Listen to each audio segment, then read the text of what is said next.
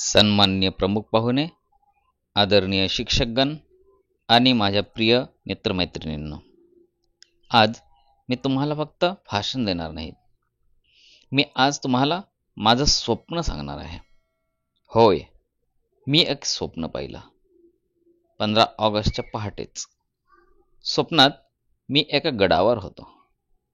350 वर्षापूर्वीच्या काळात तो गड म्हणजे जणू साक्षात स्वातंत्र्याचं प्रतीक. गडावर भगवा झेंडा फडकत होता. शिवराय आपल्या मावळ्यांशी बोलत होते. ही मातृभूमी आपल्या लेकरांची आहे. तिला परक्यांच्या जोखडातून मुक्त केलं पाहिजे.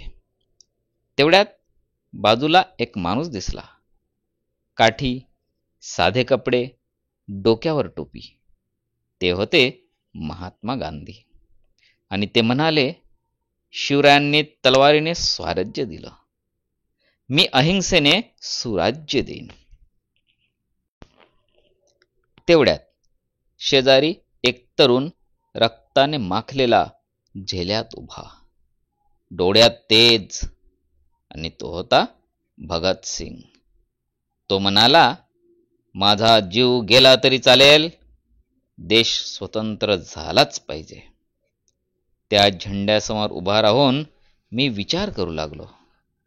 हे सगळं इतकं महान होतं, पण आज आपण काय करत आहोत?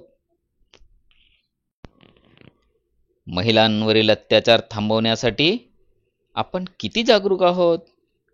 समाज माध्यमांवरील द्वेषी मजकूर थांबवण्यासाठी सरकार आणि नागरिक किती सजग आहेत? 10वी 12वीच्या निकालानंतर आत्महत्येची बातमी काय येते? कायदे आहेत, पण न्याय वेळेवर मिळत नाही. असं का?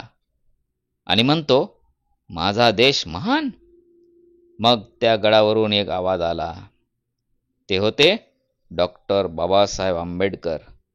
आणि ते म्हणाले, मी तुम्हाला हक्क दिलेत, पण हक्कांसोबत कर्तव्य मात्र विसरू नका.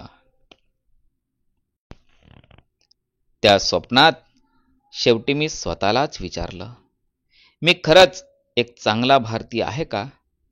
मित्रांनो, स्वप्न संपलं, पण डोळे उघडल्यानंतर एक गोष्ट ठरवली. मी बोलणार कमी आणि करणार जास्त. रोज एक चांगली गोष्ट करायची, देशासाठी, आईसाठी आणि भविष्यासाठी. मी ठरवलंय, मी इतरांना मदत करीन. मी कचरा कुठेही टाकणार नाही.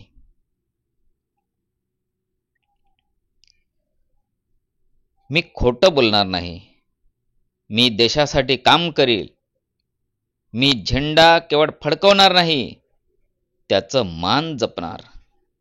माझं स्वप्न एकट्याचं नव्हतं, ते आपल्या सर्वांचं असावं. तरच हे भारत भूमीचं खरं स्वातंत्र्य जगू शकतो आपण. स्वातंत्र्य हे फक्त आजचा उत्सव नाही मित्रांनो, तर ती उद्याची जबाबदारी आहे. जय हिंद, जय भारत, वंदे मातरम.